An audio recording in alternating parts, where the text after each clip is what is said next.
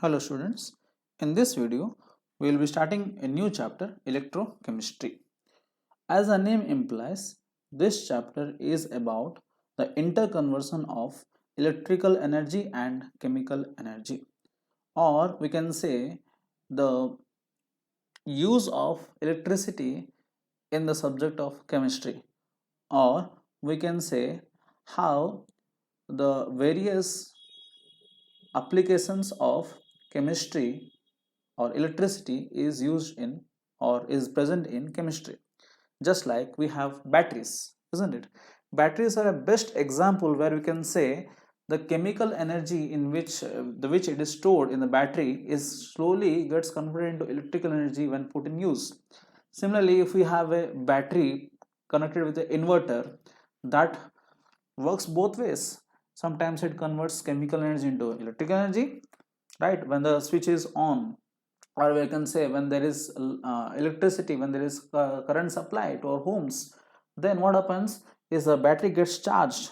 Battery gets charged means what? Our electrical energy is getting converted into chemical energy into that, and it gets stored. That chemical energy gets stored into the battery.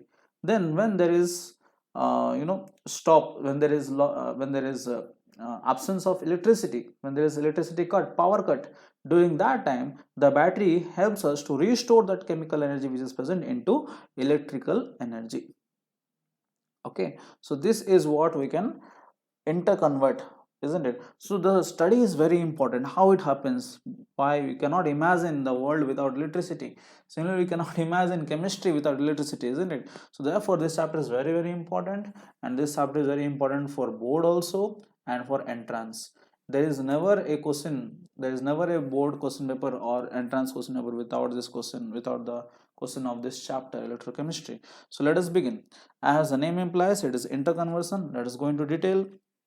Yes, so definition: a science studying the relationship between chemical energy and electric energy and the rules of conversion of two energies, है ना? So convert होने के time में कुछ rules follow करना पड़ते हैं, इसलिए that also has to be studied. Secondly, electrochemistry is the study of solutions of electrolytes and of phenomena occurring at the electrodes emerged in these solutions. हाँ, तो ये जो प्रोसेस है, प्रोसेस के बारे में थोड़ा बता रहे हैं. जैसे करंट को पास करवाने के लिए कुछ रॉड्स चाहिए, and they are referred as electrodes. ठीक है. एंड वैसे जो सोल्यूशन में करंट पास होता है उसको समझने के लिए, जो सोल्यूशन है जिसमें करंट पास होता है, they are actually referred as electrolytes. समझ रहे हैं? So we have electrolytes, we have electrodes, है ना, जो कि हमें हेल्प करता है इलेक्ट्रोलाइसिस को स्टडी करने के लिए, isn't it? So this is what second definition is. Next, coming to the cell, electrochemical cell. So what is एक इलेक्ट्रोकेमिकल सेल? जो डिवाइस है जिसमें हम लोग इंटरकन्वर्सन करके समझ पाते हैं कि आपका इलेक्ट्रोलाइसिस या आपका जो जितने सारे प्रोसेस कैसे होते हैं समझ पाते हैं, that is actually referred as a electrochemical cell. ठीक है. एंड ये जो इलेक्ट्रोकेमिकल सेल कितने प्रकार के हैं? गैल्वेनिक सेल्स और voltaic cell and electrolytic cell. Galvanic cell और voltaic cells and electrolytic cell. ठीक है. सो यहां पर हम देख सकते हैं गैल्वेनिक सेल क्या है? गैल्वेनिक सेल ऐसा सेल है जहां पे chemical energy converts into electrical energy. जैसे हमारा बैटरी, फोन बैटरी, आपका वॉच क्लॉक बैटरी हो सकता है ना, जहां पे ओनली एक साइड में केमिकल एनर्जी जो ऑलरेडी पहले से स्टोर हो गया होगा उसके अंदर होगा, जो हम जाके दुकान से खरीदते हैं, and we try to use in our remotes and this wall clocks and all. ठीक है. वो सब आपका क्या होगा? गैल्वेनिक सेल्स, यहाँ वोल्टाइक सेल्स, जहाँ पे आपका केमिकल एनर्जी इलेक्ट्रिकल एनर्जी से कन्वर्ट होता है, एंड वो इलेक्ट्रिकल एनर्जी से वो आपका डिवाइस चलता है. वैसे इलेक्ट्रोलाइटिक सेल क्या होता है? पूरा opposite. Electrical energy converts into chemical energy. Electrical energy आप सप्लाई करते हैं जिसकी वजह से कुछ केमिकल रिएक्शंस वहां पे होते हैं. ठीक है. So we have two types of electrochemical cells. ठीक है. सो दोनों का हम लोग डिटेल में डिस्कस करेंगे आगे चल के. ठीक है. नेक्स्ट क्या है हमारा? गैल्वेनिक या वोल्टेक सेल. तो फर्स्ट डेफिनेशन है what galvanic and voltaic cell. जैसे आपको बताया, a cell in which the chemical energy is transformed into electrical energy and the chemical reaction occurring in galvanic cell is always a redox reaction. Redox redox बोलने से आपको याद आना चाहिए, हमने पढ़ा था इन द पिछले 11th class. Redox is combination of two things, reduction and oxidation. Reduction and oxidation comprises redox reactions, है ना। सो दोनों एक साथ होना चाहिए। सो रिडक्शन मतलब क्या होता है आपको पता है, रिमूवल ऑफ ऑक्सीजन और removal of more electronegative element और एडिशन ऑफ इलेक्ट्रॉन्स, ठीक है। तो रिमूवल ऑफ आप ऑक्सीजन बोल रहे हो तो एडिशन ऑफ हाइड्रोजन बोलेंगे। हाइड्रोजन तो एक इलेक्ट्रोपॉजिटिव एलिमेंट होता है, तो अगर एडिशन ऑफ हाइड्रोजन बोल रहे हैं तो आप क्या बोल सकते हैं, एडिशन ऑफ इलेक्ट्रोपॉजिटिव एलिमेंट बोल सकते हैं, है ना। तो टोटल कितने हो गए, ऐसे 5 हो गए डेफिनेशन, है ना। क्या क्या, रिमूवल ऑफ ऑक्सीजन और removal of electronegative element, more electronegative element, addition of hydrogen और addition of electropositive element and addition of electrons. तो ये सारे के सारे आपके क्या हो जाएंगे, रिडक्शन। एग्जैक्टली इसका ऑपोजिट ऑक्सीडेशन होता है, आपको पता है, एडिशन ऑफ ऑक्सीजन और एडिशन ऑफ इलेक्ट्रोनेगेटिव एलिमेंट, है ना। रिमूवल ऑफ हाइड्रोजन और removal of more electropositive element and removal of electrons, ठीक है, जिसको हम लोग क्या बोलते हैं, इसको हम बोलते हैं ऑक्सीडेशन, है ना। सो ऐसे दोनों अगर एक साथ होते हैं then it is referred as a redox reaction. So यहाँ पे थर्ड पॉइंट है, during the chemical process the reduction in free energy will obtain as result in the form of electrical energy. So इसका मतलब क्या है, देखिए chemical energy को हम लोग क्या कर रहे हैं, इलेक्ट्रिकल एनर्जी से कन्वर्ट कर रहे हैं।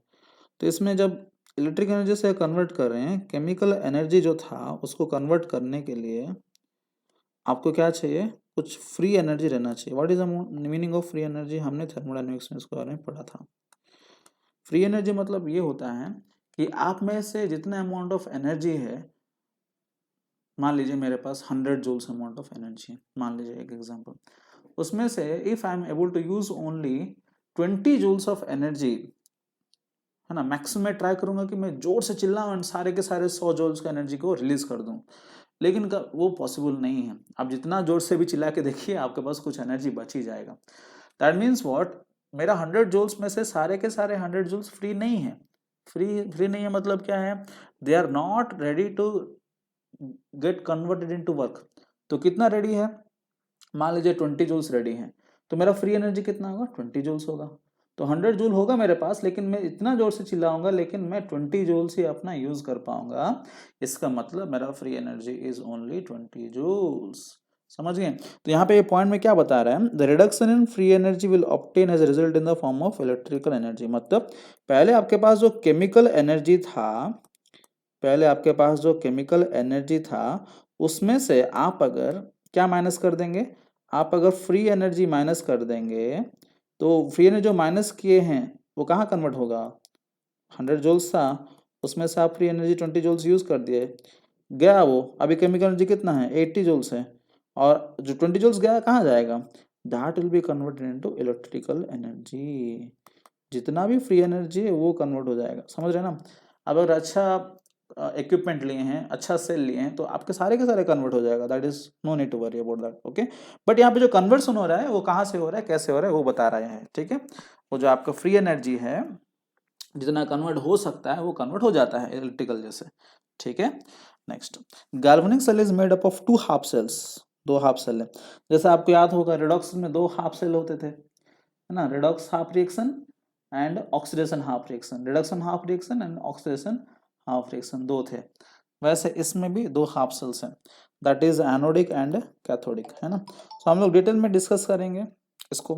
The cell reaction is of redox kind, है ना, जो भी हम लोग यहाँ पे डिस्कस करेंगे हमारा डायग्राम से। देखिए आपको जैसे बताया 2 हाफ सेल है, ये आपका कौन सा है, गैल्वेनिक सेल को रिप्रेजेंट कर रहा है। कौन सा सेल है, गैल्वेनिक सेल, या दूसरा नाम क्या है इसका, वोल्टाइक सेल, ठीक है। इसका काम क्या है, केमिकल एनर्जी को कन्वर्ट करेगा किसमें, इलेक्ट्रिकल एनर्जी में, किसमें, इलेक्ट्रिकल एनर्जी में। तो हमारा पॉइंट ये है कि आपको जो यहाँ पे दिख रहा है ना डायग्राम में, इसमें देखिए अच्छा से ध्यान से देखिएगा। सो ये एक हाफ सेल है और ये एक हाफ सेल है, दोनों को कनेक्ट किया गया है थ्रू वायर, वायर के थ्रू से कनेक्ट किया गया है, देख पा रहे हैं। एंड दूसरा चीज आपको यहाँ पे ये भी दिख रहा होगा कि एक के अंदर जिंक रखा गया और एक के अंदर कॉपर रखा गया। आप किसी भी एलिमेंट को रख सकते हो, ऐसे कुछ जरूरी नहीं है। बट ऐसा गाल्वेनिक सेल या वोल्टेक सेल जिसमें आपका जिंक एंड कॉपर को रखा जाए, ऐसा गाल्वेनिक सेल या वोल्टेक सेल जिसमें आपका जिंक एंड कॉपर को रखा जाए, they are referred, that is referred as a Daniell cell. कौन सा cell? Daniell cell. That means वो Daniell cell is a type of galvanic cell. कुछ लोग सोचते हैं डैनियल सेल कुछ अलग ही है, इससे कुछ लेना देना इसका नहीं है, ऐसे करके कुछ लोग सोचते हैं, बट ऐसा नहीं है। Daniell cell is a special type of Daniell cell is a special type of galvanic cell where we find two types of electrodes made up of zinc and copper। ठीक है, सो डैनियल सेल है इस case में, तो Daniel cell का discussion हम लोग कर रहे हैं।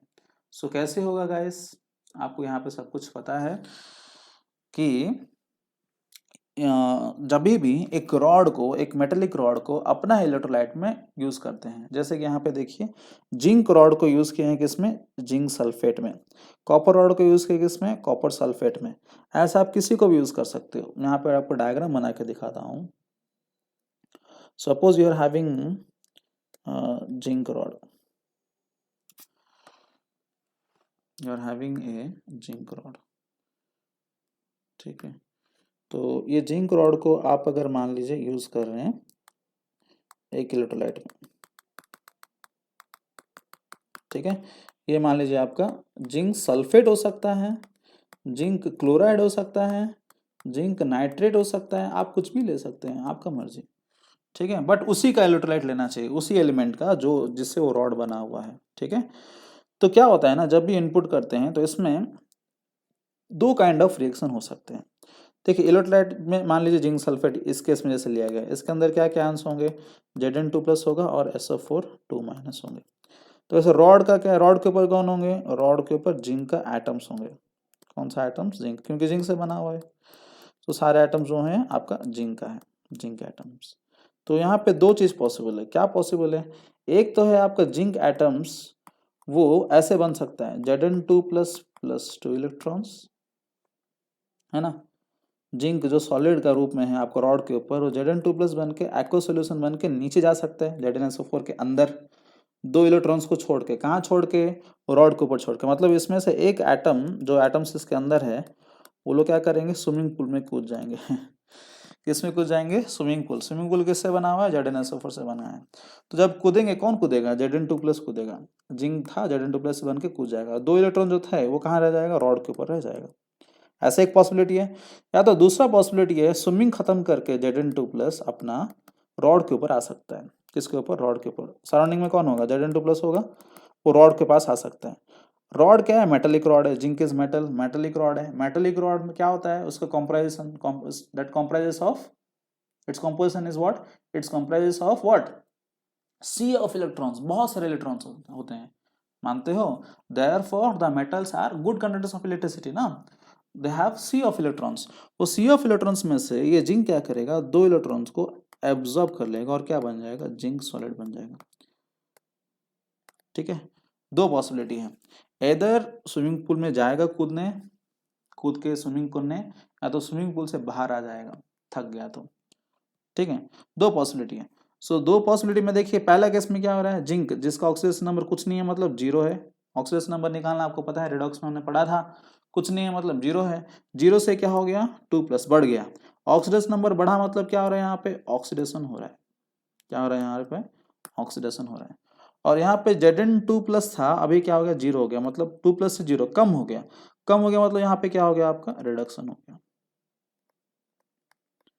एक जगह में हुआ ऑक्सीडेशन और एक जगह में रिडक्शन, है ना। सो दोनों में एक हो सकता है, दोनों एक साथ नहीं होगा ना, इधर ऑक्सीडेशन होगा तो रिडक्शन होगा। सो कैसे पता चलेगा क्या होगा? दैट डिपेंड्स अपॉन उसका साइड वाला एलिमेंट, है ना। साइड में कौन लगा है उसके ऊपर डिपेंड करेगा, ठीक है। सो क्या होता है ना, दोनों के पास, आई मीन सारे मेटल्स के पास दोनों टेंडेंसी होता है, बट उसका सराउंडिंग के हिसाब से वो डील करता है। जैसे कि मान लीजिए एग्जाम्पल, आप ये पढ़े होंगे, कौन सा वो एक्टिविटी सीरीज 10th क्लास में, हाँ Zn प्लस CuSO4, ठीक है। ऐसे अगर पास करेंगे तो जिंक के पास क्या टेंडेंसी है कि कॉपर को रिप्लेस करने के लिए ये क्या बन जाएगा, ZnSO4 प्लस Cu बन जाएगा, बनेगा कि नहीं बनेगा। तो अभी जिंक जो है कॉपर को रिप्लेस कर पाया ना। वैसे अगर मैं ऐसे इसी चीज को जिंक प्लस मान लीजिए कॉपर के जगह में मैं MgSO4 ले लिया, मैग्नीशियम सल्फेट, तो वेदर जिंक Mg को रिप्लेस कर सकता है, कर सकता है। जिंक जो है Mg को रिप्लेस कर सकता है नहीं कर सकता है, एक्टिविटी सीरीज के हिसाब से कर सकता है नहीं कर सकता है। तो इसलिए यहाँ पे नो रिएक्शन। तो यहाँ पे देखिए यहाँ पे क्या हो गया, जिंक का क्या हो गया, 0 से ZnSO4 में सल्फेट का कितना होता है 2 माइनस चार्ज, तो जिंक का कितना होना चाहिए 2 प्लस, क्योंकि ओवरऑल न्यूट्रल है। सल्फेट का 2 माइनस है तो Zn का क्या होना चाहिए 2 प्लस, क्योंकि ओवरऑल न्यूट्रल है, 2 प्लस 2 माइनस ओवरऑल 0 है। सो 0 से क्या हो गया गाइस 2 प्लस तक बढ़ गया, ऑक्सीडेशन हुआ ना। तो जिंक ऑक्सीडाइज कर पाया जब साइड में कॉपर है, बट जिंक यहाँ पे ऑक्सीडाइज नहीं कर पाया क्योंकि साइड में मैग्नीशियम है। So depending upon the surroundings इन लोगों का नेचर चेंज होता है, इन लोगों का नेचर चेंज होता है, समझ रहे हैं। सो याद रखें। सो उसका सराउंडिंग के हिसाब से कभी कभी हम भी ऐसे करते हैं ना, घर पे जाएंगे दोस्त लोग के साथ, पूरा हीरो है ना, हीरो सब लोग है ना, अरे क्या करता है वो करता है ना, वो कमेंट्स मारते हैं वो करते हैं है ना, और बहुत अलग अलग चीज बातचीत करते रहते हैं है ना। But when you go at home है ना, सारे हमारा जितना सारा हम लोग कर रहे थे गड़बड़ सब चुप हो जाएगा है ना। कभी कभी कुछ लोग घर में भी कर लेते हैं ना, लीजेंड्स। सो वट एवर, तो हमारा सराउंडिंग के हिसाब से हमारा जैसे बिहेवियर चेंज होता है, वैसे इन लोग का भी सराउंडिंग के हिसाब से उनका बिहेवियर चेंज होता है, ठीक है। तो वैसे हम यहाँ पे डिस्कशन क्या कर रहे हैं, तो हमारा जो जिंक जो हमने डाले थे वो दो चीज़ का दोनों होने का चांसेस है, इधर ऑक्सीडाइज हो सकता है या रिड्यूस हो सकता है, वो डिपेंड करेगा कि इसके ऊपर साइड पे कौन लगा है। तो अभी हमारा ये में किसको लगाए हैं, इसका एग्जाम्पल में किसको लगाए हैं, आप देख सकते हैं कॉपर को लगाए हैं, किसको लगाए हैं कॉपर को लगाए हैं, देखिए कॉपर। सो कॉपर को जब लगाए हैं तो कॉपर को लगाने के टाइम में क्या होगा, दोनों को लगाए हैं तो इन दोनों कॉम्बिनेशन कैसे होगा वो देखते हैं, ठीक है। तो जिंक एंड कॉपर को जब भी लगाते हैं तो बोला जाता है कि जिंक का क्या हो जाता है ऑक्सीडेशन हो जाता है। ऐसे क्यों होता है हम लोग डिटेल में डिस्कस करेंगे आगे, पूरा सबके लिए रीजन है, कुछ भी ऐसे मनमर्जी नहीं होता है, सबके लिए रीजन है। कॉपर का क्या होगा इस रिडक्शन होता है, अगर एक ऑक्सीडेशन होना है तो दूसरे का रिडक्शन होना ही है, तब जाके क्या होगा दोनों मिलकर रेडॉक्स रिएक्शन बनाएगा।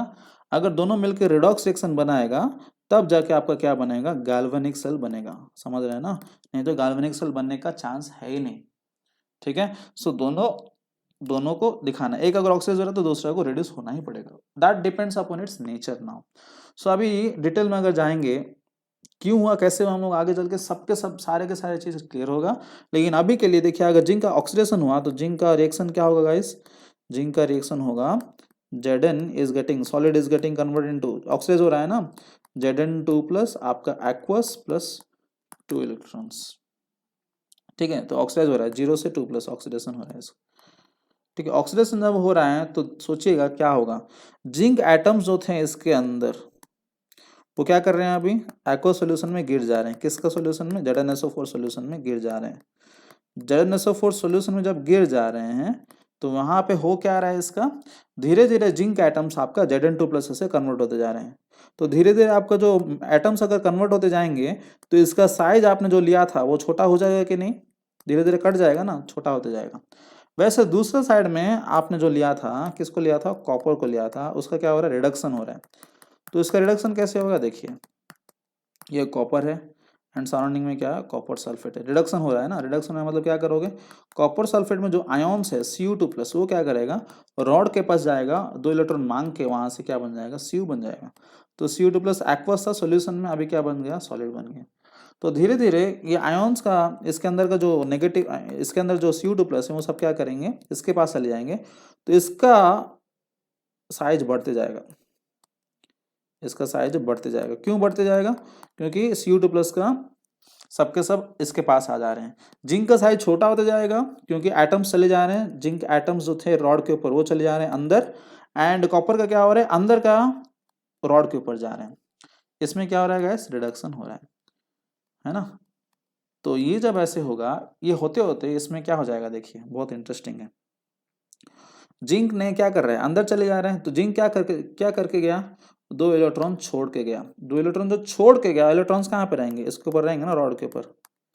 वैसे यहाँ पे देखिए Cu2+ ऊपर चला गया, तो यहाँ पे क्या किया, Cu2+ आके 2 इलेक्ट्रॉन को एक्सेप्ट कर लिया।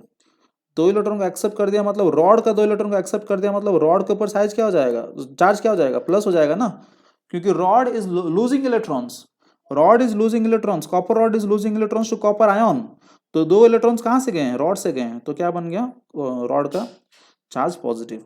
एंड सॉल्यूशन का चार्ज क्या होगा, सॉल्यूशन में क्या क्या था, सॉल्यूशन में था Cu2+ एंड SO4 2-, उसमें से Cu2+ क्या हो गया, Cu 0 हो गया, Cu2+ क्या हो गया, Cu 0 हो गया, लेकिन SO4 2- तो सॉल्यूशन में है ना, SO4 2-, SO4 2-, SO4 2-, तो सॉल्यूशन का चार्ज क्या हो गया, यहाँ पे नेगेटिव होगा, सॉल्यूशन का चार्ज क्या होगा, यहाँ पे नेगेटिव होगा।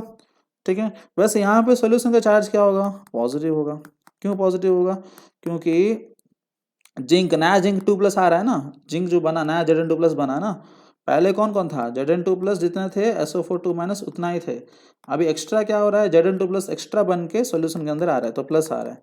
तो देखिए यहाँ पे क्या हो रहा है, सॉल्यूशन के अंदर प्लस, रॉड के ऊपर माइनस, यहाँ पे एक वोल्टेज डिफरेंस क्रिएट हो गया ना, यहाँ पे चार्ज डिफरेंस क्रिएट हो गया, वोल्टेज डिफरेंस क्रिएट हो गया, है ना। तो ये जो पोटेंशियल डिफरेंस क्रिएट हो रहा है रॉड एंड सॉल्यूशन के बीच में, इसी को हम लोग क्या बोलते हैं, इलेक्ट्रोड पोटेंशियल। क्या बोलते हैं, इलेक्ट्रोड पोटेंशियल।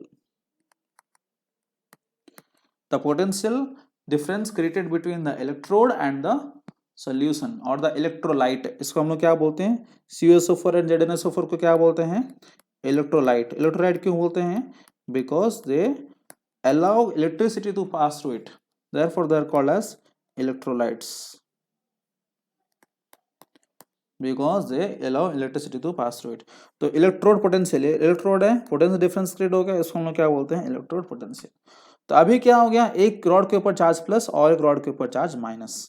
अगर हमारा डायग्राम पे आए, हमारे डायग्राम पे अगर आए, तो डायग्राम पे देखिए क्या है, ये जिंक है और ये आपका कॉपर है, एक जिंक है और एक आपका कॉपर है। तो इसमें क्या होगा गाइस, जिंक के ऊपर कौन सा चार्ज क्रिएट होगा, जिंक के ऊपर आपका, जैसे देखे थे यहाँ पर जिंक के ऊपर क्या हो रहा था, नेगेटिव चार्ज क्रिएट हो रहा था, कॉपर के ऊपर पॉजिटिव चार्ज क्रिएट हो रहा था ना। तो जिंक के ऊपर चार्ज आपका negative negative negative negative negative negative, है ना, और इसके ऊपर पॉजिटिव। सो यहाँ पे आप अगर ऐसे करोगे तो इलेक्ट्रॉन्स का मूवमेंट कहाँ से कहाँ तक होगा, यहाँ पे माइनस मतलब ज़्यादा इलेक्ट्रॉन्स है, प्लस मतलब कम इलेक्ट्रॉन्स है, तो इलेक्ट्रॉन्स का मूवमेंट कहाँ से कहाँ तक होगा, माइनस से पॉजिटिव। तो इलेक्ट्रॉन्स का मूवमेंट ऐसे होगा, अगर इलेक्ट्रॉन्स का मूवमेंट ऐसे होगा, तार से कनेक्ट कर दिया ना इसलिए, एंड करंट किधर जाएगा, ऐसे जाएगा। ये जो आपको दिख रहा है ना, ये आपका direction of movement of electrons दिखा रहा है कि ऐसे जा रहा है करके। एंड करंट का मूवमेंट हमेशा इलेक्ट्रॉन का ऑपोजिट होता है, इसलिए करंट आपका मूवमेंट का ऐसे हो रहा है। बट सर्किट तो कंप्लीट नहीं होता है ना तब तक, तब आप क्या करेंगे, सर्किट कंप्लीट करने के लिए सॉल्ट ब्रिज को यूज करते हैं। कौन है ये, सॉल्ट ब्रिज। इसके अंदर क्या होता है, inert electrolytes like KCl, KNO3, NH4Cl etcetera with gelatin और अगर अगर, ये सारे सब्सटेंस को हम लोग रखते हैं। तो ये सारे सब्सटेंस को क्यों रखते हैं, इसका काम क्या है, हम लोग आगे चल के देखेंगे। बट यहाँ पे आपको समझ में आ गया होगा कि जिंक का क्या हो रहा है, ऑक्सीडेशन हो रहा है। एंड हमेशा याद रखिए जहां पर भी ऑक्सीडेशन होता है उसका नाम क्या होता है, एनोड। एंड ये टर्मिनल का चार्ज क्या हो गया, नेगेटिव हो गया ना, इसलिए नेगेटिव टर्मिनल। तो यहाँ पे पॉजिटिव टर्मिनल क्यों बोल रहे हैं, क्योंकि चार्ज इसका क्या हो गया, पॉजिटिव, है ना, ये चार्ज पॉजिटिव हो गया। क्यों पॉजिटिव हो गया, क्योंकि Cu2+ जो है इलेक्ट्रॉन्स यूज कर दे रहा है रॉड का कॉपर बनने के लिए। तो रॉड के इलेक्ट्रॉन्स जब खत्म हो जाएंगे तो उसका ऑब्वियसली पॉजिटिव चार्ज क्रिएट हो ही जाएगा। ठीक है, तो सॉल्ट ब्रिज ने हम जो यहाँ पे यूज किए हैं उसका हम लोग डिस्कस करेंगे, ठीक है, आगे चल के। Yes, salt bridge. A salt bridge is usually an inverted U2 filled with concentrated solution of inert electrolytes। Inert electrolytes मतलब जो कि करंट को पास नहीं करते हैं, आई मीन केमिकल रिएक्शन में पार्टिसिपेट नहीं करते, करंट को पास करते हैं, न्यूट्रलाइज करते हैं, लेकिन केमिकल रिएक्शन को आई मीन आपका केमिकल रिएक्शन नहीं करते हैं दूसरे के साथ।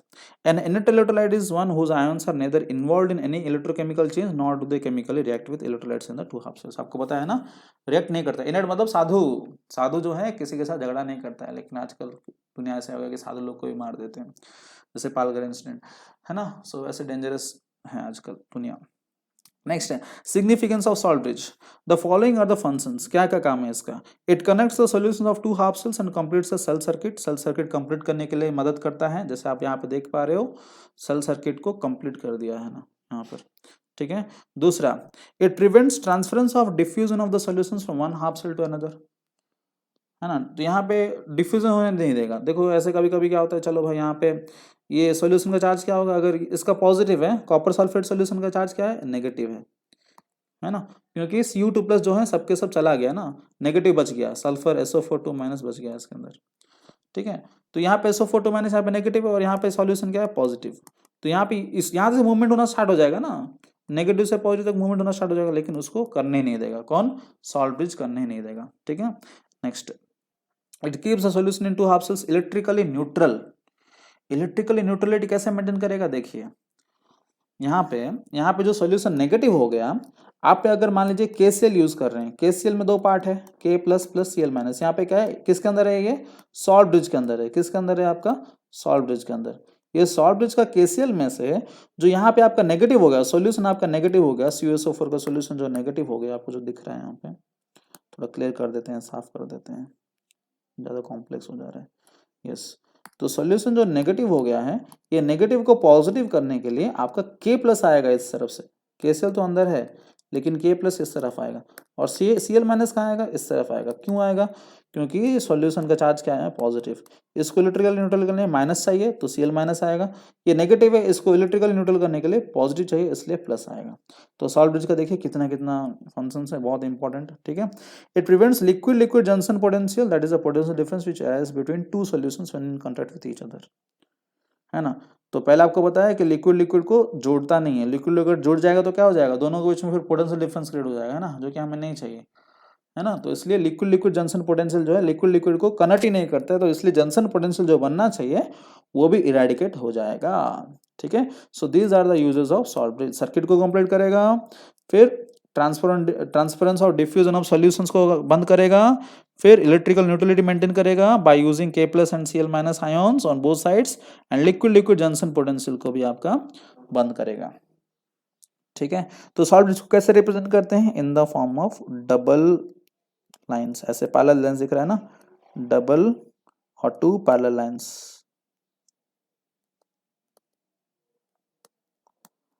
ठीक है, ऐसे रिप्रेजेंट क्या होता है, ठीक है। Next, characteristics of electrolyte. जो इलेक्ट्रोलाइट यूज करते हैं हम लोग यहाँ पे देखे थे, KCl यूज कर रहा है, KNO3 यूज कर रहा है, ठीक है, NH4Cl यूज कर सकते हैं, NH4NO3 यूज कर सकते हैं, ये सारे सर आपका इलेक्ट्रोलाइट्स हैं। तो इस इलेक्ट्रोलाइट्स का क्या चाहिए कैरेक्टरिस्टिक्स यूज करने के लिए, या किसी को भी यूज कर सकते हैं। सर बोलेंगे साहब घर में NaCl नमक पड़ा है, पानी डाल देंगे थोड़ा उसमें डाल देंगे, ऐसा नहीं चलता है बाबा, उसका कुछ कैरेक्टरिस्टिक्स चाहिए। जैसे कि first one is the electrolyte should be inert, inert मतलब साधु होना चाहिए, रिएक्ट नहीं करना चाहिए। दूसरा, the cations and ions of the electrolyte should be of the same ionic mobility, ये बहुत इंपॉर्टेंट है। आयनिक मोबिलिटी, मोबिलिटी मतलब मूवमेंट, मोबिलिटी मतलब मूवमेंट। आयंस जो बन रहे थे ना K plus and Cl minus, तो Cl माइनस जितना स्पीड में मूव कर रहा है, K प्लस भी उतना स्पीड में मूव करता है, दोनों का आयनिक मोबिलिटी सेम है, मूवमेंट सेम है, तब जाके दोनों एक साथ सॉल्यूशन में जा सकते हैं ना। एक जल्दी चला गया और एक रह गया तो क्या होगा, एक साइड में क्लियर हो गया बट और एक साइड में पोटेंशियल रह जाएगा। तो ये सबको इरेडिकेट करने के लिए आयनिक मोबिलिटी क्या होना चाहिए, सेम होना चाहिए। K प्लस जितना स्पीड से ट्रैवल करना है, Cl माइनस उतना स्पीड से ही ट्रैवल करना ही पड़ेगा, ठीक है। So this are the characteristics of electrolytes used in the salt bridge, ठीक है। रिप्रेजेंटेशन ऑफ ए सेल, चलो अभी हमने एक सेल देख लिया, कौन सा सेल हमने देख लिया, गैल्वेनिक सेल देख लिया। गैल्वेनिक सेल का दूसरा नाम क्या है, वोल्टाइक सेल देख लिया। वोल्टाइक सेल का स्पेशल केस हमने डिस्कस किया था, जिसका नाम क्या है, डैनियल सेल है। डैनियल सेल कौन होता है, टाइप ऑफ गैल्वेनिक सेल और वोल्टाइक सेल, जहाँ पे जिंक एंड आपका कॉपर क्या होते हैं, इलेक्ट्रोड्स होते हैं। जिंक एंड कॉपर आपका क्या होते हैं, इलेक्ट्रोड्स होते हैं, ठीक है। उसको हम लोग क्या बोलते हैं, डैनियल सेल। तो दोनों का अगर कंबाइन करेंगे दोनों रिएक्शन को, तो आपको ये सेल रिएक्शन मिलेगा। तो क्या आपको दिख रहा है, कैसे कंबाइन करेंगे, देखिए मैं कंबाइन करके आपको दिखाता हूँ। रिएक्शन एट एनोड क्या था, एनोड कौन था, जिंक एनोड था। रिएक्शन एट एनोड, एनोड कौन था, जिंक था। जिंक का क्या रिएक्शन हो रहा था, Zn2 प्लस प्लस 2 इलेक्ट्रॉन्स, है ना। और वैसे रिएक्शन एट कैथोड, कैथोड पे रिएक्शन क्या था, कैथोड पे कौन था, कॉपर था, कॉपर का रिएक्शन क्या था, Cu2 प्लस 2 इलेक्ट्रॉन एक्सेप्ट करके क्या बन रहा था, Cu बन रहा था, यही हो रहा था ना। अगर दोनों को कंबाइन करेंगे, अगर दोनों को कंबाइन करेंगे, इसका 2 इलेक्ट्रॉन इसका 2 इलेक्ट्रॉन कैंसिल हो जाएगा, ऐड करेंगे तो बचा क्या, Zn प्लस Cu2 प्लस, इस साइड में एरो का इस साइड में Zn plus Cu2 plus gives rise to, third side में क्या बचा है, Zn2 plus plus Cu, Zn2 plus plus Cu, समझ गए। तो Zn plus Cu2 plus gives rise to Zn2 plus plus Cu, तो दोनों को कंबाइन करेंगे तो आपको ये मिल जाएगा। So this is a cell reaction, cell reaction is combination of, cell reaction is combination of reaction at anode and reaction at cathode. Cell reaction is a combination of reaction at anode and reaction at cathode, याद रखिएगा, है ना। Cell में दोनों है ना, इसलिए दोनों का रिएक्शन को जोड़ेंगे तो आपको सेल रिएक्शन मिलेगा, ठीक है। तो अभी आपको पता चल गया एनोड कौन है, कैथोड कौन है, तो हम अभी इसको रिप्रेजेंट करेंगे।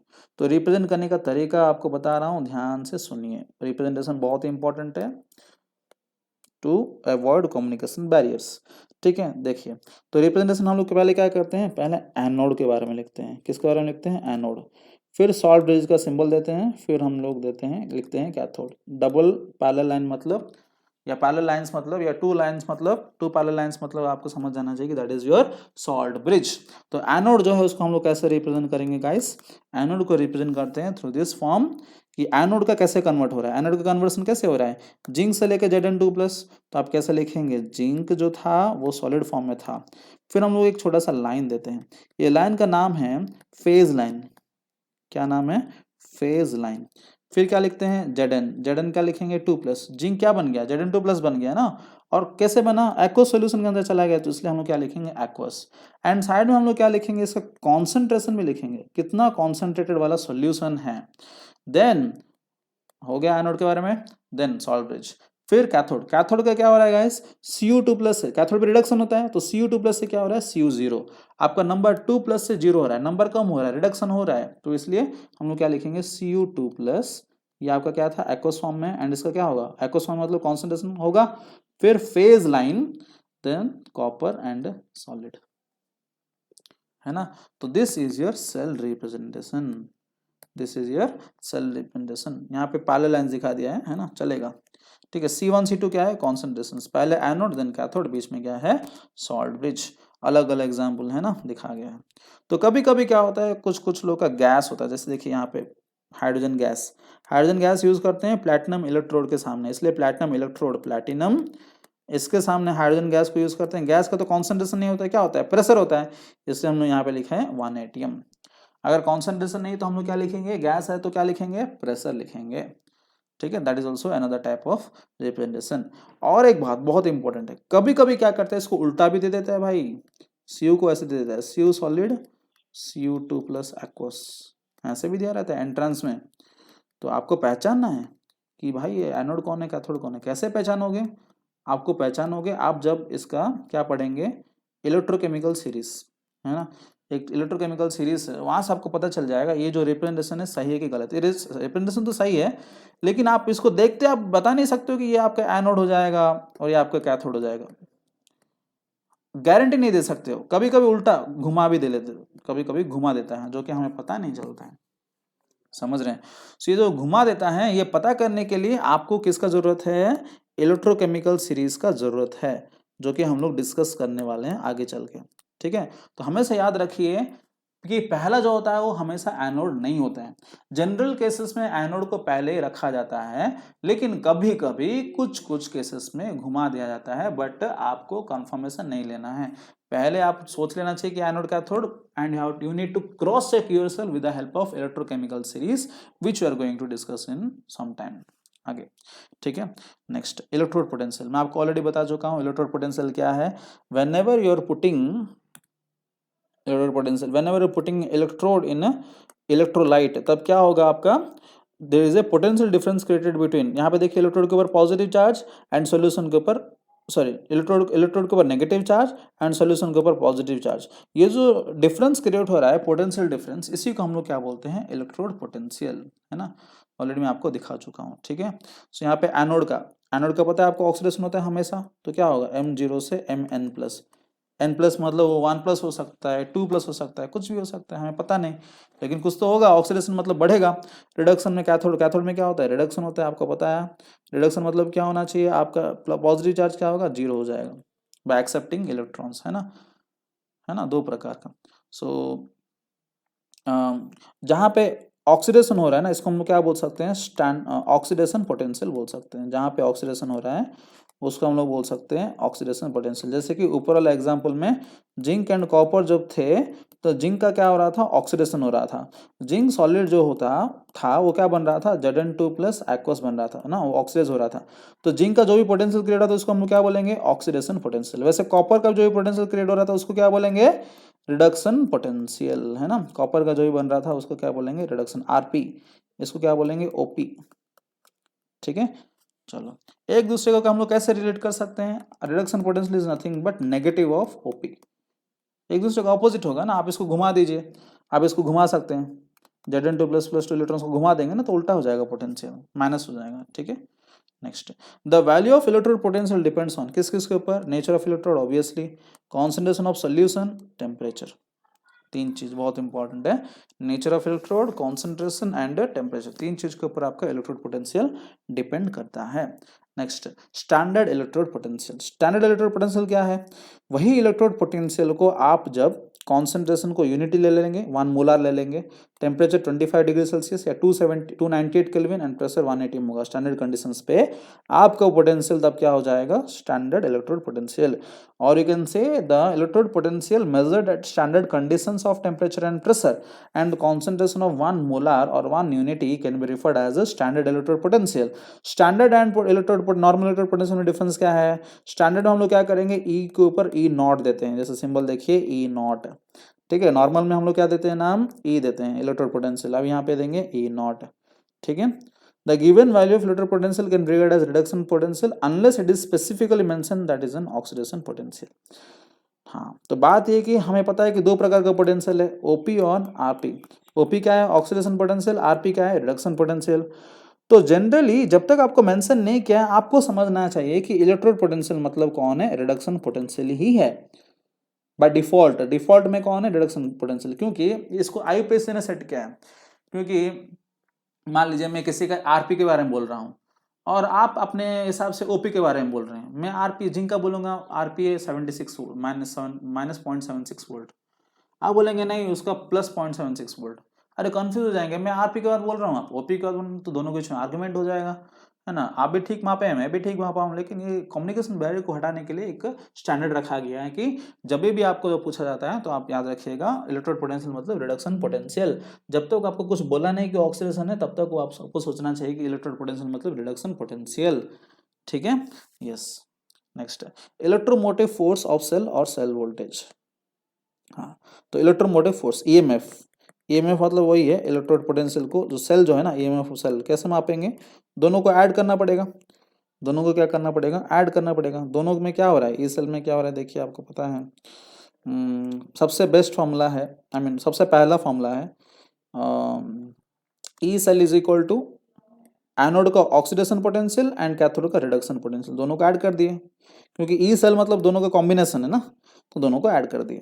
ठीक है, फिर यहीं से और दो फॉर्मूला हम डिराइव कर सकते हैं। देखिए, ये ऑक्सीडेशन को आप बोलेंगे सर दोनों का हम रिडक्शन में रखते हैं, अच्छा होता है, तो ई ऑक्सीडेशन ऑफ एनोड को, ठीक है, E oxidation, oxidation potential of anode को आप रिडक्शन में कन्वर्ट करना चाहेंगे तो क्या हो जाएगा, minus E reduction potential of anode हो जाएगा। आपको बोला था एक दूसरे का क्या होता है, नेगेटिव खाली होता है। सो इसको आप अगर चेंज कर दिया माइनस में तो क्या हो जाएगा, ई कैथोड तो पॉजिटिव था, पॉजिटिव ही रहेगा, और ये माइनस हो जाएगा, जो कि पहला फॉर्मूला देखिए, ई रिडक्शन कैथोड माइनस ई रिडक्शन एनोड। ठीक है, reduction potential of anode, cathode minus anode, पहला हो गया। फिर आप बोलेंगे सर दोनों को ऑक्सीडेशन में रखना चाहेंगे, हाँ कर सकते हो, ये तो ऑक्सीडेशन में है, इसको अगर ऑक्सीडेशन में करना कन्वर्ट करना चाहोगे तो रिडक्शन क्या हो जाएगा, आपका ऑक्सीडेशन हो जाएगा, ये पॉजिटिव आपका क्या हो जाएगा, नेगेटिव हो जाएगा। देखिए ऊपर वाला केस, तो आपका ओरिजिनल फॉर्मूला ये है जिससे बाकी दोनों डिराइव हुआ है। सबसे बेस्ट फॉर्मूला क्या है, दोनों को रिडक्शन में रखना है, एंड सबसे पहला वाला सबसे बेस्ट फॉर्मूला है, दोनों को रिडक्शन पोटेंशियल में रखो तो क्या होगा, E C minus E A, E cell is equal to simplest formula E C minus E A. दोनों के दोनों किस में है, दोनों के दोनों रिडक्शन पोटेंशियल है, दोनों के दोनों क्या है आपका रिडक्शन पोटेंशियल है, समझ गए, दोनों के दोनों क्या आपका रिडक्शन पोटेंशियल है। ये ई सेल है। आप अगर स्टैंडर्ड के बारे में बात करना चाहोगे, किसके बारे में, स्टैंडर्ड के बारे में, स्टैंडर्ड रिडक्शन पोटेंशियल, तो आप उसका क्या हो जाएगा, उसका स्टैंडर्ड बोल रहे हो ना तो ई नॉट आ जाएगा। तो E naught cell is equal to same formula use करेंगे ई सी माइनस ई ए जो था, बट यहाँ पे भी नॉट नॉट आ जाएगा। अगर ये स्टैंडर्ड निकालना चाहोगे तो ये भी स्टैंडर्ड पे होना चाहिए, ये भी स्टैंडर्ड में होना चाहिए। स्टैंडर्ड मतलब standard conditions of temperature and pressure, ठीक है। यहाँ पे कुछ लिखा नहीं तो आपको समझना चाहिए कि ये एसआरपी है। एसआरपी मतलब स्टैंडर्ड रिडक्शन पोटेंशियल, एसओपी मतलब क्या है, स्टैंडर्ड ऑक्सीडेशन पोटेंशियल। एक दूसरे का कैसे रिलेशन है, SRP is equal to minus SOP, है ना। तो आप ये फॉर्मूला याद रख सकते हो, तो ये फॉर्मूला याद रख सकते हो, लेकिन आपको अल्टीमेटली आंसर आना चाहिए, ठीक है। हम लोग कुछ क्वेश्चंस भी सॉल्व करेंगे, don't worry. Okay, so this is about galvanic cell, its representation and its function, construction, working, सब कुछ मैं आपको दिखा चुका हूँ, ठीक है। Our next video will be on electrochemical series. Okay, thank you very much for attentive hearing, go to our next video. Okay.